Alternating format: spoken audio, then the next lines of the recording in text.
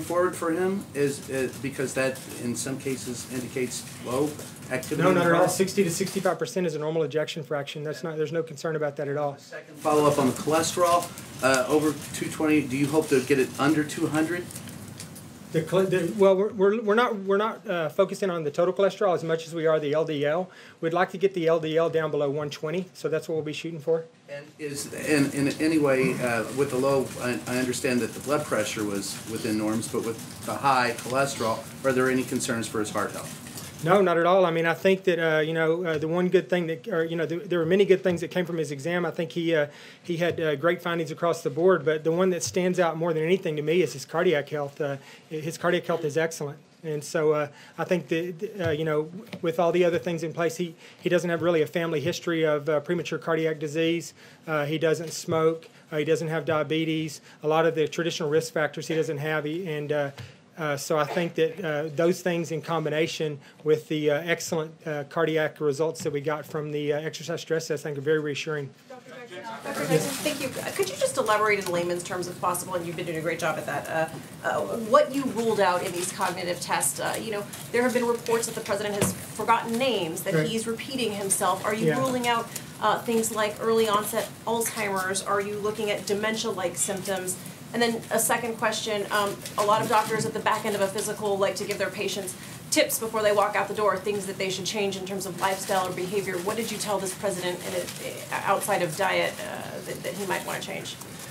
Yeah, so I think that cognitive test, it's well respected. It's a test that's used, throughout the United States. Lots and lots of institutions use that test. It's the one that they use at Walter Reed for patients that they feel like they need to do cognitive screens on. So it's a universally accepted test, and like I said, it's a little bit more extensive than some of the shorter ones that are in some of the guidelines. But it screens for all those things. It screens for any type of cognitive issues, Alzheimer's and all those other things. And so the fact that the president got 30 out of 30 on that exam, I think that there's no indication whatsoever that he has any cognitive issues. And on a day-to-day basis, like I said before, it's been in my experience that the president, he's very sharp, and he's very articulate when he speaks to me, and I've never known him to repeat himself, around me. He says what he's got to say, and he speaks his mind, and I've found no reason whatsoever to think that the president has. Yeah, I've found no reason whatsoever to think that the president has any issues whatsoever with this thought process. So. And the tips part, did you recommend he make any changes, lifestyle, behavioral? Well, no, not really. I mean, I think that the main thing that we focused on with regards to lifestyle changes are diet and exercise. And if we get diet and exercise right, then weight loss will come. So those are the things that we focused on. And I think that there wasn't a lot to go on here, as far as making him healthier in the year coming, other than incorporating an exercise routine, working on his diet, and having him lose some exercise. Those things will make him much healthier next year than he is now, although his health is excellent right now. Dr. Gupta, do you want to answer one, or do you just want to ask? You ordered some pretty intensive tests, including a CT scan of his chest and a transesophageal echocardiogram. No, it was a transthoracic. Transthoracic. Yes. Did he need to be sedated at all, or was there something you were worried about specifically in getting the CT scan? No, not at all. We got the CT scan just because we were debating. I didn't have any background information on him at all from a pulmonary standpoint. I didn't have old chest X-rays to look at or anything like that.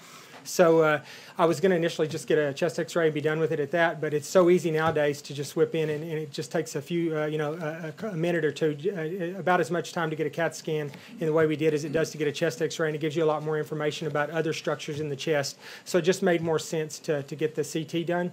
With regards to the echocardiogram, one of the reasons that I did that was because I wanted to prescribe an exercise program for the president, and so I think that it makes sense to get a good cardiac assessment in a controlled environment like the hospital before you prescribe an exercise program to a patient. So that was my thinking there. And he does have heart disease, is that what you said?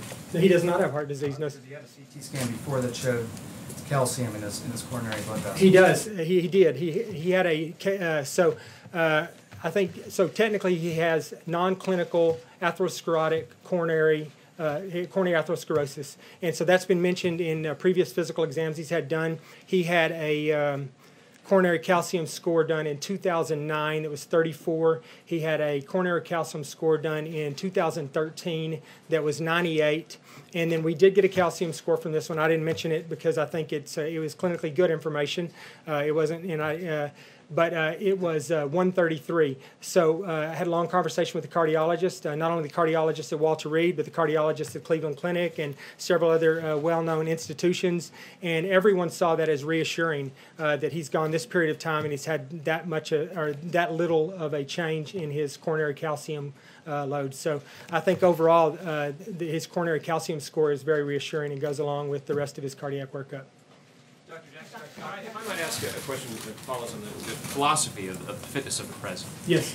The 25th Amendment, a lot of people in the country have been talking about it. It basically contemplates that a group of Senate-confirmed laymen will weigh in on whether the president's able to discharge the duties of the office. You, as the president's position, have certainly given this some thought over the years that you've been in your role.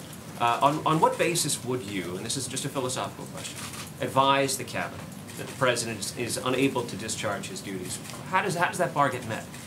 Well, I mean, Section 4 of that amendment doesn't really, give me a specific duty or role in there. Like you said, it falls upon the cabinet and the members of Congress and all. I think I'm just like any other member of the administration who sees him and talks to him on a regular basis. If I were to see something that was very concerning and I had concerns about his cognitive ability, or something to that extent that that I would bring that up to the proper people in the chain of command, maybe starting off with the chief of staff or something. And I think that's what everyone else in the administration would do. So I don't think my role as a physician would be much different than any other member of the president's administration if they thought something like that were going on. I just think that once that happened, if it were someone else in the administration, I would immediately be brought into it to make a clinical assessment and see if I agreed with with that assessment. But I think at this particular point, based on my exam, and the cognitive testing that we did, and just my day-to-day interactions with the president, the president is mentally very, very sharp, very intact. And do you believe he is fit for duty? Absolutely, he's fit for duty. I think he will remain fit for duty for the remainder of this term, and even for the remainder of another term if he's elected.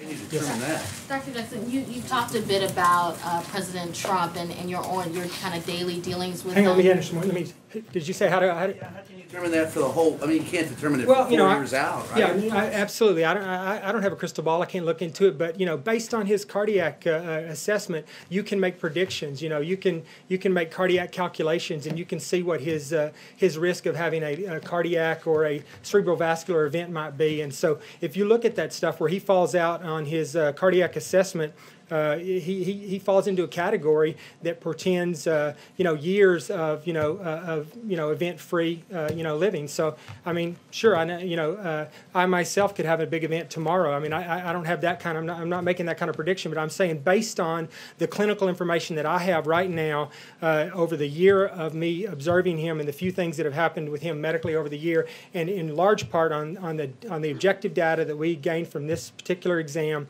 I feel very confident that he has a very strong and a very probable possibility of making it completely through his presidency with no serious medical issues.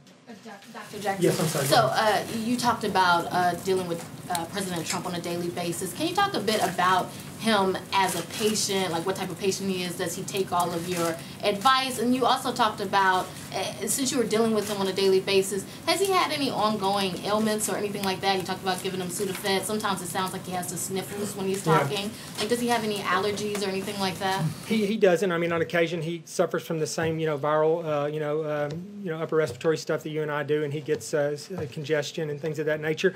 But for the most part, one of the things I found about President Trump is that he's very independent when it comes to his medical stuff, and so I guess the way he grew up, I guess he takes care of most of the little stuff himself. He doesn't come to me for Band-Aids and things of that nature, and I'm easily accessible, and a lot of folks will. I think he's a good patient. He's sometimes I have to convince him why I want him to do something. So, he doesn't just take everything I say and just, just take it, at face value and move on. He'll ask me questions about why would I do that or why should I do that, this, that, and the other. For the most part, he's very cooperative. He follows, medical direction. He's just like every other president I've taken care of. On occasion, I have to get the First Lady involved to make sure that he's that he's doing what he's supposed to be doing. But, yeah, he's a good patient. Jackson, just to make sure we're clear on this, when you analyze his cognitive ability or his neurological functions, that is not the same thing as a psychiatric exam or a psychological exam. It is not. No, it's a screening assessment for cognitive impairment. Yeah, right. Dr. Jackson, does the president do anything at all right now in terms of exercise? What is his daily exercise routine, if there is one? So I would say right now on a day-to-day basis, he doesn't have a dedicated, defined exercise program, and so that that's what I'm working on. The good part is that we can build on that pretty easily. So, so you said you were discussing that with him. What are you discussing? What would you like to see him start doing? Well, I mean, like I said, he doesn't have a daily exercise regimen, and he's some people exercise, some people don't. Some people just haven't done that as part of their routine, and I would say that's the category he falls in right now. I would say though that despite that, one of the things being with the president on a day-to-day basis that has been impressive to me is he has a lot of energy, and a lot of stamina. And I think I first noticed that. We traveled, we did some overseas travel last year, and I was really surprised because I didn't know the president early on. When the days we'd get these 14, 16-hour days, and the staff is just spent after a while, and you're just like, man, when are we going to the hotel? When are we going down? Because you have all the issues of different time zones and things of that nature too. And I'll tell you, out of everybody there, the president had more stamina and more energy than just about anybody there. And he was the one that was always like, we're not going to skip this event, we're not going to skip this, we're going to do this, we're going to do that, and stuck to the schedule despite the urging of some of us to let's just forget the rest of the day. And explain to me how a guy who eats McDonald's and Kentucky Fried Chicken and all those Diet Cokes and who never exercises is in as good a shape as you say he's in. It's called genetics. I don't know. It's some people have just great genes. I told the president that if he had a healthier diet over the last 20 years, he might live to be 200 years old. I don't know. I mean, he has incredible genes. I just assume. I mean, if I didn't watch what I ate, I wouldn't have in the cardiac and overall health that he has. So he's very healthy despite those things, and I don't think that he does that anymore. I mean, he's going to the White House now. He's eating what the chefs are cooking for him now, and they're cooking a much healthier diet for him now, and we're going to continue to work on that and make that even healthier. But I would say the answer to your question is he has incredibly good genes, and it's just the way God made him. Go ahead, right here in the second row. Me? Yep. Oh, thank you.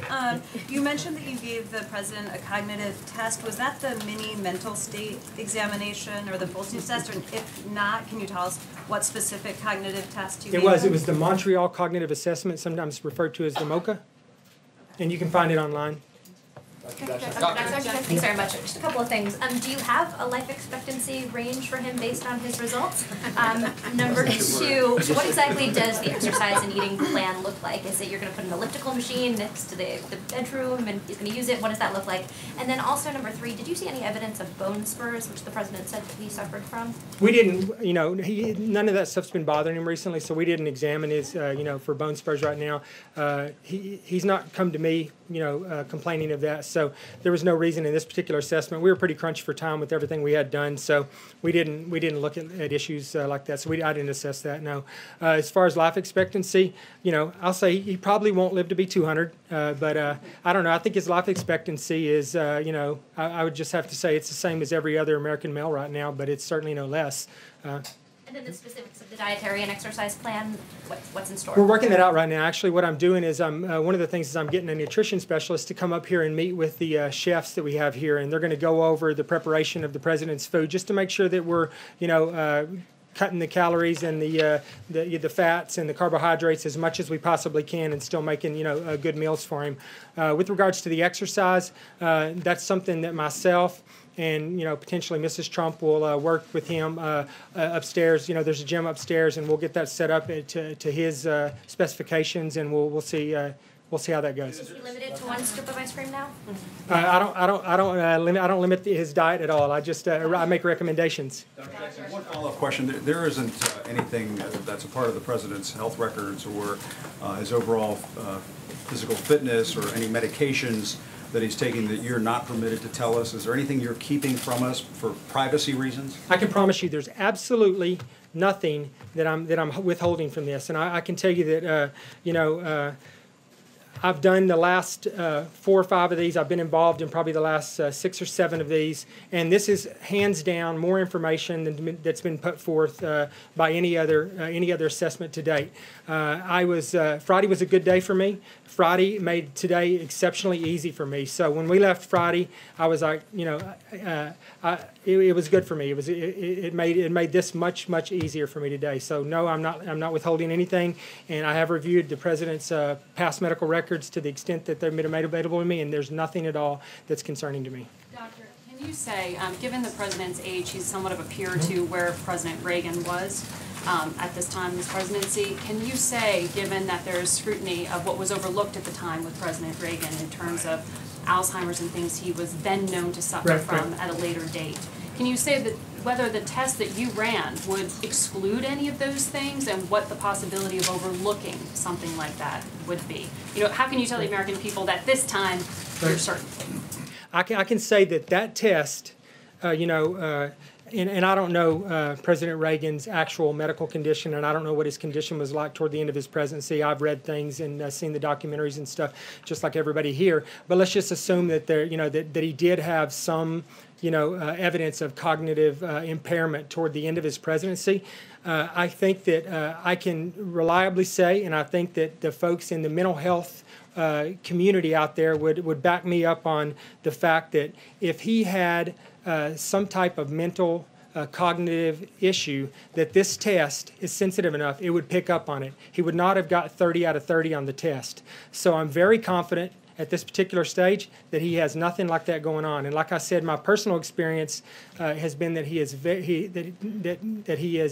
has absolutely no cognitive or mental issues whatsoever. That he is very sharp. Dr. Can I ask you a quick question about PSA? Are you sure. Confident of his prostate health? You recited a very low PSA. You're certain that's not a product of finasteride masking? It may be. And that is probably why his PSA is as low as it is, because it's very low. But we have no indication whatsoever on prostate exam, and based on his previous PSAs, that he has any prostate issue going on. I mean, a lot of people would recommend that you don't even do a PSA anymore. I did one because we had a long history of PSAs on previous exams when I reviewed his past medical record, and so I thought it made sense to go ahead and do one. And had I seen a large bump in his PSA or something, then that would have been concerning, but I didn't. So we're not going down that path. A waist measurement for the president. His weight, I think he said 239, right? I think that's just shy of obesity, right? Is, yeah. So you're confident of that number, and did you do any measurements? We don't do any measurements. We do height and weight, and then you can put them in the BMI calculator, and but we've never done measurements. Just there's not a lot. There's not a lot of point in it at this point. I mean, the president's acknowledged that he'd be healthier if he lost a few pounds, and that's what we're going to try to do. So, doing measurements, and getting some other, some other form of calculation wouldn't have really changed anything clinically for us. His age, will you continue cognitive testing in the future? Because of his age, in continuing his physicals in the future, will you also continue the cognitive testing? That's going to be totally up to the president, because like I said before, I didn't feel it was clinically indicated on this round. So I will continue to monitor the president over the next year. I'll talk to him on a regular basis. I'll visit with him every opportunity. I'll spend lots and lots of time with him over the next year. And if I have any indication that we need to do it, or if I come up with anything on any of his exams that clinically indicates we should do that, then yes, I will recommend doing that. Short of that, if the president wants to get one done next year, then we'll do another one next year. Jackson, it's recommended that most baby boomers get screened for hepatitis C. Did you do a hep C test, or has he had one previously? He has had a hep C test remotely. I did find that in his past medical record, but I did not do one this time. So. Dr. Faggy, you talked a little bit about his diet here at the White House. Can you flesh that out a little bit? What specifically is he eating? Is he eating lots of chicken and fishes and white meat? And also, does he take any sleep aids? So the president, first off, I have to admit to you, that I see what he eats on the plane some, and that he eats the same food that we eat on the plane, which is usually fairly healthy meals, minus the desserts that we get. But I have not been as actively involved in his diet as I will be in the year to come, so I don't have a lot of information on that right now. But he's asked me to get the nutritionist involved, which basically has given me permission to become involved in that, and I will. So I'll have more information on that, next year. And then what was the other question? Sleep aids. The president does take some Ambien on occasion, like we all do on overseas travel. So when we travel from one, time zone to another time zone on the other side of the planet, I recommend that everyone on the plane take a sleep aid at certain times so that we can try our best to get on the schedule of our destination. So he has on those occasions done that. White House. Here at the White House. When he travels? Or? No, not there's only during travel. How much sleep does he get on average? He doesn't sleep much. I mean, I would say that this is just my guess based on being around him. I didn't ask him this question, so I could be wrong on this. But I would say he sleeps 4 to 5 hours a night, I think he's probably been that way his whole life. That's probably one of the reasons why he's been successful. I don't know, because me personally, I need a lot more sleep than that. But he's just one of those people, I think, that just does not require a lot of sleep. Can you say whether your prediction of good health and no serious events for years to come still holds if the president does not make changes to his diet and start to exercise? Is that still your professional medical opinion? And then also, can you just tell us how long the examination was, sort of start to finish, and how many people were involved? Yeah, so I don't know. I mean, I guess it's going to depend because, this time next year we'll do a lot of the same tests and we'll do cardiac assessments and everything else. When we get the objective data next year, we'll look at it and we'll recalibrate. And if he's made a lot of changes, I assume that he'll be even better shape than he is right now. With the if he's eaten better, and he's lost a few pounds. But even if he hasn't, I won't make that assessment without doing a lot of the objective testing that we just did this time. So, and then the other question was, how long was the entire? Yeah. So the exam was right. And then how many people were involved? The exam lasted about 4+ hours. So I think we were there, about 4 hours, I think. And I had a total of, I believe, 12 consultants involved in it. I don't execute these physicals in a vacuum. I have a lot of specialists available to me, and just like on a day-to-day basis, I'm somewhat of a quarterback with regards to his care. So I spent weeks speaking with consultants and trying to figure out, how to plan his exam appropriately and what was appropriate for his exam. So it was a team effort with a lot of the physicians at Walter Reed who did a great job helping me take care of him. Thank you, Dr. Jackson. Was there anything that the president or anyone else specifically said for you not to mention today? Absolutely not. As a matter of fact, there's a lot of things here. I was like, "Are you okay with me mentioning this?" He's like, "Absolutely, I don't care."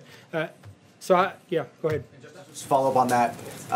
Some of the president's friends have told reporters in the past that they think he's a germaphobe, that he washes his hands obsessively and is concerned about that. Have you seen any indication of that type of behavior with being around the president? No, I mean, he washes his hands frequently. He uses, Purell, and as many hands as he shakes in a day, he'd be a fool not to. So I think, the more he can wash his hands and use Purell, I'm encouraging that. So I'm never going to say that's anything that he shouldn't be doing. So I would like for him to continue to be a bit of a germaphobe and make my job a little bit easier along the way. Other OCD behaviors? Any other OCD behaviors along those How would lines? you characterize the president's health to an average 71-year-old American male? I'd say, based on his cardiac assessment, hands down, there's no question that he is in the excellent range from a cardiac standpoint. And that's not me speaking; that's objective data. You can look at the data that was collected, and he will definitely fall into that category. Dr. Gupta? Is that just cardiac, or is it everything? It's cardiac, and I mean, look at his vision. I mean, he's 71 years old, and his bilateral uncorrected vision is 20/30. I mean, he can drive if he wants to without glasses, and I can, a lot of people his age can't do that. So I think, if you look at, a lot of things across the board, he's very healthy. So that's why, I put out in the statement, that the president's health is excellent because his overall health is excellent. Are there a few things he could do to make himself a little healthier with the diet and exercise? Absolutely. And he's tracking that. I'm tracking that. And we're working on that. But overall, he has very, very good health, excellent health. Dr. Gupta. Just to be clear, though, Dr. Jackson, he is taking cholesterol-lowering medication. He has evidence of heart disease. and he's borderline obese. Can you characterize that as excellent health? I mean, I think based on his current cardiac, study, I mean, his heart is very healthy. Those are all things that we're looking at with regards. Well, you're a neurosurgeon with, there's stroke issues there too, but we're focusing on his cardiac, health, and as an indicator of what the rest of his, vascular health might be like. He has no evidence of peripheral vascular disease. His heart exam, like I said, I think was in the excellent category for his age and sex. So I think that despite that you've mentioned, I think that you're doing a decent job with his cholesterol. I would say that the dose of his cholesterol medicine is very low. He takes a very low dose of his cholesterol medicine right now, so we have a lot of room to increase that. Most cardiologists would put a patient on a larger dose of cholesterol medicine than that to start with, so we're going to up that, and I suspect that when we do that, his cholesterol, his LDL will fall even more. And then, like I said, if we do the diet and exercise, I mean, I just don't think that, that he's got much room to do anything else. Stroke concerns?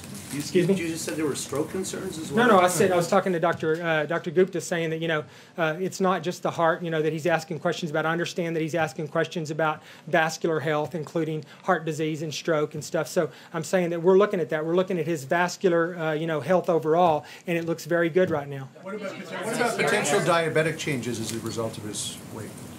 He has no, I yeah, know his blood right. sugar's real good, but what about potential because of the weight as he gets older? I mean, yeah, sure. I mean, that's always a possibility. We'll monitor that. But right now, his hemoglobin A1C was normal, and his fasting blood glucose was normal. So right now, he has no evidence of diabetes at all. So we'll continue, to be a routine thing that we do every year with fasting blood glucose and hemoglobin A1C. If that becomes a problem, we'll address it. Did you test his hearing? I did not test his hearing. I will test his hearing. The only reason I didn't test his hearing was because I didn't have enough time to do it in this particular exam. We had the exam pretty packed, and we had to make some conscious decisions about what we did and didn't want to do. And hearing seemed low on the priority list right now, and it's something I can do at any given point. So we will do that. Though I will get a baseline hearing test on him, just because I generally do that. Thank you. Thank you, Does the president, when the president has his colonoscopy at the next physical, will he be sedated? That's going to be up to the president. I will recommend that he is, because just, you can do virtual colonoscopies where you're not sedated. I've had patients do both. I'm a big fan of the optical colonoscopy. I just like, so I will recommend if he does it next year that he be sedated and he do an optical colonoscopy. When that happens, are you part of the decision-making process on handing over power to the vice president or whoever while he's sedated? I'll be making recommendations on that with the chief of staff and National Security Council and everybody else. I won't make that decision, but I will be a part of that discussion. Dr. Jackson, thank you. You say that the president was the one who requested the cognitive test, that it wasn't necessarily needed for someone of his age. Did he tell you why he wanted it done? There's been a lot of speculation out there about his cognitive state. Was he upset with some of that talk? What were the discussions that you had from when he told you this is why I want to do it? Why did he say he wanted to do it? I don't think he wasn't upset with it, but that did drive part of the process. I think this has been the narrative for a while, and I think he saw doing the physical as an opportunity to put some of that to rest. And I think that he wasn't obviously the least bit concerned that he had anything to hide, and so he actively asked me to include that in it, so we did. So that I think. Was there any one incident that kind of made him, say, hey, this is something I want to do, or just a collection of voices, of criticisms or guesses? Not that I'm aware of. I mean, he didn't mention any one particular incident to me, and the reason it came up is I was going over his physical exam with him, discussing all the other things that we're going to do, and I was giving him a rundown of what we were going to do on that day, and he asked me at that point, could I include this in the assessment? And so it wasn't driven by anything that had just happened or anything he just heard or seen. Like outside criticisms, there was no. I have no idea. He didn't discuss any of that stuff with me. He just asked me. He said, "Hey, can we do this?" And so we did. Yep. On the president's stress level, in your conversations, in your examinations, did he express any change in how stressful this job or lack of stress that he has experienced as a result of becoming president? No. I talk to him sometimes about stress. Just because I think it's my job as his physician to bring that up on occasion, as I do with many other members of the administration. I've never seen the president, stressed out about too much. I think the one thing that I've noticed about him that I think is unique, and I think and this is just my personal opinion. This has nothing to do with my medical assessment, but I think that one of the things he has that's unique that I think is probably, I would just assume has led to some of his success over the years. He has a very unique ability to just get up in the morning and reset. And I've seen it before where things are going on, and I think a lot of people around him and and myself, if I were in that situation, I would get up in the next morning and the next day would build on the day before, and I would start getting more and more stressed. He has a unique ability to somewhat to push the reset button, and he gets up and he just starts a new day. And I think that overall that has helped him, with his stress level and with his and made him healthier from a stress standpoint. Follow up on the questions of a few of my colleagues regarding an exercise routine for the president. You said you've had these conversations with him. Could you take us through some specific exercises that you and the president are considering as you look at this routine? No, I mean, I think there's a variety of ways to do this. You can do stationary bike, you can do an elliptical, you can do treadmill. I want to do something that's low impact. I don't want to do something that's going to cause the president to have joint issues and things of that nature. So what I'll do is I'll look at how we can do something aerobically and how we can do it with minimum impact on his joints, and then that's what I'll approach him with as the best option. Does he watch too much TV? I don't. From a sedentary lifestyle sort of perspective, should he cut back on that? I'm not going to comment on that. I mean, I might comment on that if that were my 5-year-old. I might tell you they watch too much TV, but I'm not going to. The president, he can watch as much TV as he wants. And I don't know how much TV he watches, so I'm not going to. That's something I just can't comment on. So you know why I'm asking, because of the seated sort of aspect of television watching versus the active lifestyle part of it. I mean, I don't know. I don't know if he, what he's doing when he's watching TV most of the time. I mean, he might be, in the office. He might be seated. I just don't know. I mean, I think he spends probably as much time seated in a sedentary role as a lot of us do that have office jobs and things of that nature. I don't think that the TV, watching TV, really contributes to that much, in my opinion. You examined him and performed a cognitive assessment. Right. What is your take of all the doctors and clinicians all across the country who have said that in this president they see symptoms of this, that, and the other? Symptoms in what way? Well, symptoms of dementia, symptoms of... I would say that, the American Psychiatric Association has said so too. I think that, the people shouldn't be making those kinds of assessments about the president unless they've had the opportunity to get to know him and examine him. And, in my opinion, that's just tabloid psychiatry, and I just don't, I'm not going to address it or fall into, to responding to those kinds of questions or accusations. How would you describe his diet before he became president? A lot's been said about too much McDonald's, too many burgers. Do you think it was problematic? To be honest with you, I have no idea. I've just had the same information you have. I didn't know the president before January 20th, so I never saw him eat a meal before January 20th. So I have no information on that. Thank you. You said you're not sure how much sleep he gets a night, but you assume it's between 4 to 5 hours. Does that concern you? Would you recommend him to try to get more sleep? I mean, sure. I think more sleep for all of us would be helpful, but it doesn't really concern me because I think it's just his nature. I think he's always been that way, and I just think that it works for him. It wouldn't work for me, but it works for him. And so, sure, if he could get more sleep, that'd be great. But I just don't think that that's likely to happen. That's just the way he's wired. In the back. Tell the current president about his predecessor's exercise routine, and does this president ask you about how he could follow his predecessor's example to be as fit as Barack Obama was? And a second question, do you keep a tally of how much golf the US president plays? That is something the press office repeatedly does not tell us. Do you keep a tally, and do you consider that exercise? No, I've not had that conversation. No, I don't keep a tally. And yes, like everything else being on the golf course, there is a certain amount of exercise involved in that. Next question. Does the president take any medications that you haven't disclosed here today?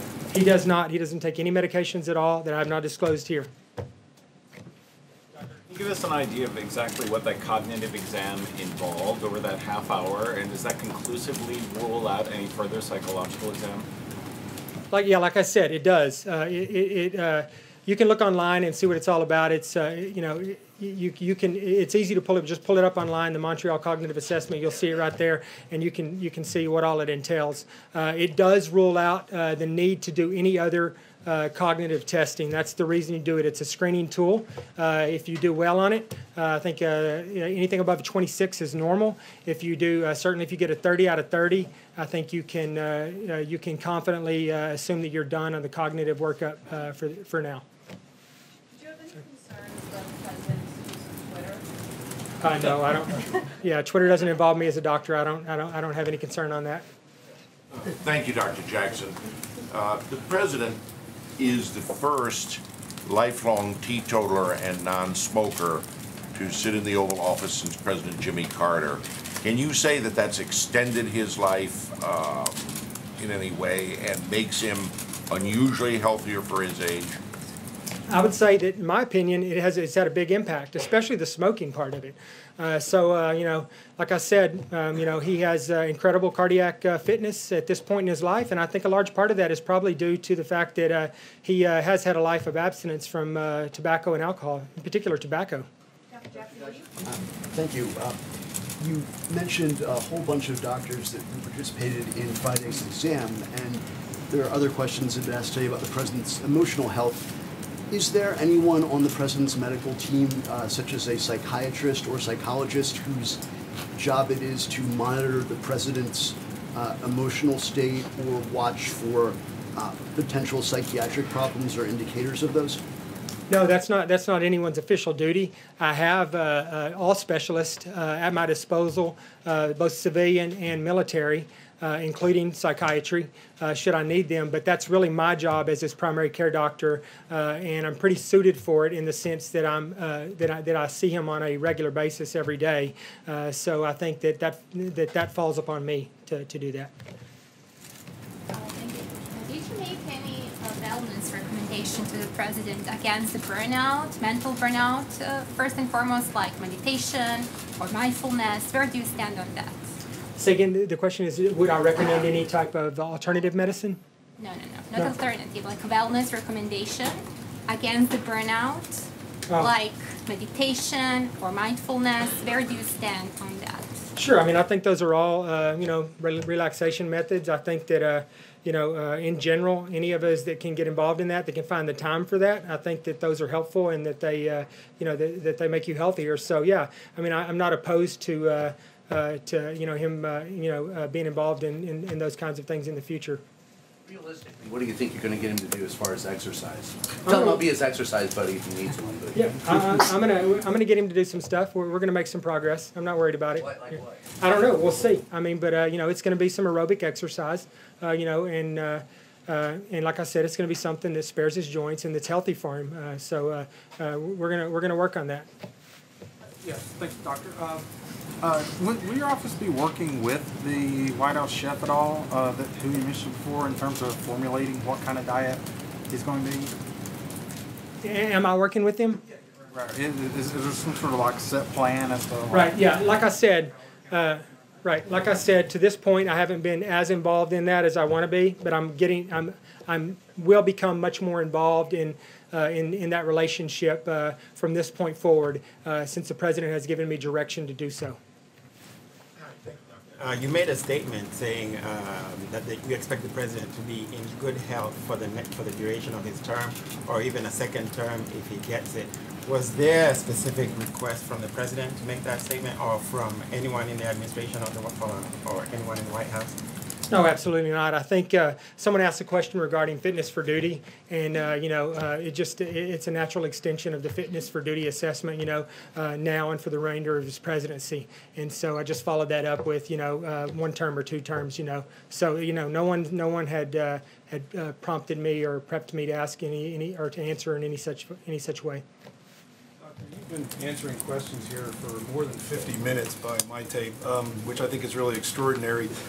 Is that an indication of the president's desire to put all these rumors and questions to rest once and for all? Absolutely. I think the president encouraged me to come out, and he specifically told me, he said, I want you to get out there, and I want you to talk to them, and I want you to answer every single question they have. He called Sarah, and he told Sarah, I do not want you pulling him off that stage. You leave him up there until he's ready to come off. And so, yeah, I think that two reasons. One is because the president wants me up here, and two, because as of Friday, I was pretty excited about getting up here and talking about his health, because Friday was a good day. And it gave me a lot of, it made me enthusiastic about being up here today. So that's really where we're going. Will you commit to doing this next year? Absolutely, yeah. Dr. Jack, just one more question about the Montreal exam and other sort of mini mental status exams. They're pretty good, but they're not really sensitive if someone's already high functioning. They're not really good at finding early stages of dementia. If the president's worried about it, would you recommend more sophisticated exams? Yeah, if he's worried about it, which he's not, but I think, right, I think that they are actually pretty specific at finding, subtle cognitive changes. At least everything I've read about them, they'll tell you, the psychiatrists and the psychologists that utilize these things will tell you that they will pick up stuff, that even the patient is sometimes not aware of. So I think that they're great screening tools, and I think short of having any type of issue with a cognitive screening tool, I wouldn't recommend doing anything beyond that. Are you saying, this is my ignorance, but are we saying that because of Reagan, all right, we had issues with Reagan, and the issues about this president, cognitive testing, mental acuity testing is not commonly part of an annual physical with the President of the United States? I'm saying I'm totally unaware of this ever being done before. As far as I know, no president has ever had a cognitive assessment as President of the United States. This is the very first time it's ever happened. If anybody's aware of any of it happening before, then they have information I don't have, because I look pretty extensively, not to mention the fact that I know most of the physicians that are alive that have taken care of the last 3, 4, and maybe 5 presidents, and it's never been done. With the power that he wields, should it not be? In my opinion, as his physician, no. If the American public somehow thinks that that's part of an assessment for a president, then I suppose they can, they can incorporate that into your ability to run for president or serve in office. But that's really not my call. I approach the president like I would any other patient, and he has gone above and beyond what I would consider a requirement to demonstrate his cognitive abilities. So with the questions that have been asked. Next question. Thank you, Dr. Yeah. Dr. Jackson. President playing golf a lot, almost every weekend. Is that helpful for his health? Is it healthy for him? Yeah. I think so. Be outside and it's a good way to to relieve a little stress. So I think if that's what he enjoys doing, I think it's healthy for him to do it. Thank you. You said he doesn't drink and he doesn't smoke, and other than the diet issue, did you address drug addiction? Drug addiction? I mean, yeah. any other drugs? Yeah, no, he has no drug addiction. Yeah, absolutely. Thank you for your time, Dr. Jackson. How about sexual? Okay, Sarah's telling me to wrap it up, so I'm gonna take one more question, but from somebody else, because one more question. Here. Back there. Okay, yeah, thanks again. So could you give us a sense of how involved the first family is in this? The First Lady, his daughter, others, in encouraging him to step up on the exercise? Sure, yeah, they're involved in it. His daughter Ivanka and Mrs. Trump are both proponents of eating healthier and exercising. So they'll be partners of mine in working this out. So yeah, they're involved in it, absolutely. Sorry, I wasn't trying to be disrespectful. I was just trying to spread the wealth. Yeah, yeah. My question was, with all the questions that have been asked, right. Going back to that issue, everyone has asked about mental acuity. Those questions have been in the public. And he told Sarah to tell you to stay up here until those questions are answered. Going forward, would you recommend that presidents undergo that type of testing? No, I don't think so, because like I said, I think that, I'm comfortable with the algorithms that are out there. Most of the algorithms out there start with personal observation and observation, of the physician, and the patient and, the family and the patient. And then they go to screening questions after that. And then after screening questions, they go to to a screening assessment tool like the one we used. And then if that's abnormal in some way, then they go on to other types of more detailed cognitive testing. So I think there's a healthy algorithm in place, and I think that that in the future that should be a decision between the president and their physician. And I would have no problem in the future if someone comes in and takes my place and there's another president here, them following that particular algorithm. I'm comfortable with that algorithm. I think we followed that algorithm. I think had I followed that algorithm to a T, we would not even have done this test. We did this test specifically because the president added it to his physical exam. So that's it, guys. That's all the questions I've taken. Thank you for your time. I appreciate it. See you next year. Thank you very much.